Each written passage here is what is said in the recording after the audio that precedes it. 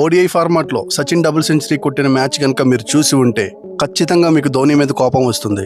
సచిన్ 190 రన్స్కి చేరుకోగానే యావత్ క్రికెట్ ప్రపంచం మొత్తం డబుల్ సెంచరీ కొట్టాలనే కోరుకున్నారు. కానీ మరొక ఎండ్లో ఉన్న ధోని మాత్రం సచిన్ కి స్ట్రైక్ ఇవ్వటం లేదు. లాస్ట్ 8 ఓవర్స్ లో సచిన్ ఫేస్ చేసింది జస్ట్ 12 బాల్స్ మాత్రమే. 48వ ఓవర్ కంప్లీట్ అయినప్పటికీ సచిన్ 199 రన్స్ కొట్టేశాడు. 49వ ఓవర్ మొత్తం ఆడేసిన ధోని లాస్ట్ బాల్ కి సింగిల్ తీశాడు. అప్పటికే ధోని మీద చాలా కోపంగా ఉన్న ఫ్యాన్స్ కి ఇంకా ఇరిటేషన్ వచ్చింది. ధోని కావాలని సచిన్ 200 కొట్టకుండా అడ్డుపడుతున్నాడు అనిపించింది. కానీ ఎలాగోలా సచిన్ లాస్ట్ ఓవర్ లో ఆ సింగిల్ తీసి 200 మార్క్ ని అయితే అందుకున్నాడు. ఇప్పుడు ధోని విషయానికి వద్దాం. నిజంగానే ధోని సచిన్ 200 కొట్టకుండా ఆపాలి అనుకున్నాడా? అందుకే స్ట్రైక్ ఇవ్వలేదా అంటే కాదు. కొన్ని ఆర్టికల్స్ లో ఇలా కూడా రాశారు. డబుల్ సెంచరీకి దగ్గరగా వచ్చాక క్రాంప్స్ వచ్చి సచిన్ చాలా ఇబ్బంది పడ్డాడు. అప్పటికే సచిన్ 196 రన్స్ కొట్టేశాడు.